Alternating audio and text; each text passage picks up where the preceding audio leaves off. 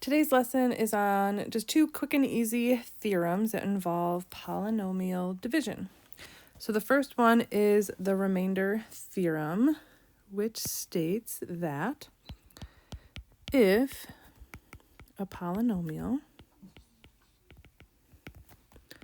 f of x is divided by x minus c,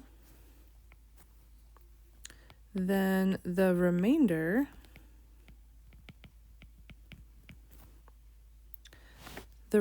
is, so r is equal to f of c. So let's think about what this is saying. If you plug in c into your function, and if you instead of plugging in c, you just divide, the remainder is equal to the same thing as plugging in that value into the polynomial. All right, so let's do an example to kind of make sense of that. All right, so f of x equals x to the third minus 12x squared plus 48x plus 74. And we want to find f of 12. So you could plug in 12 for x and calculate this. The other way is if we do synthetic division with 12, so let's put our coefficients on there. 1, negative 12, 48, and 74. If we do synthetic division using 12, the remainder is going to be the answer. Okay, so 1, and then 12, 0, 0, 48.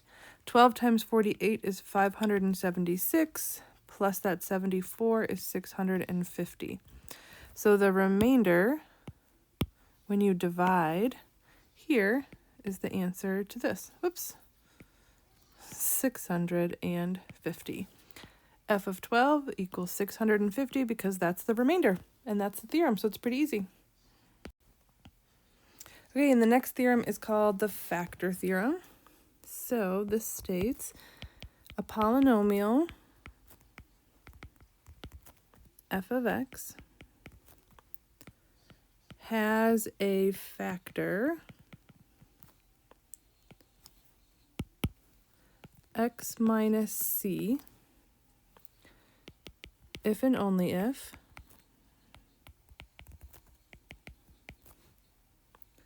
f of c equals 0. So we've already been dealing with this actually in this unit, and it's just kind of makes sense that if you get remainder 0, then the x minus c is a factor. All right, so we have the polynomial f of x equals 4x to the 4 plus 21x to the third plus 25x squared minus 5x plus 3. We are testing, is x minus 1 a factor? And we're going to test, is x plus 3 a factor? All right, so what we're going to do, synthetic division with each one and see what the remainders are.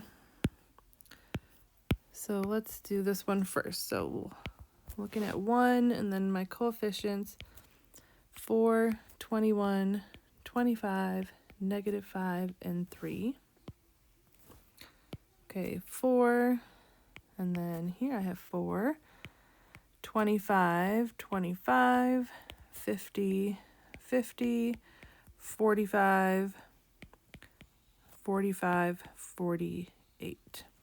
So because the remainder is not 0, x minus 1 is not a factor. Okay, let's try x plus 3. So minus 3 here. Let's write the coefficients again. 4, 21, 25, negative 5, and 3. Okay, 4, negative 12, 9, negative 27, -2, +6, 1, -3, 0. So because I have the remainder 0, then x plus 3 is a factor. And what you can do is you could write this in factored form, x plus 3 times your answer,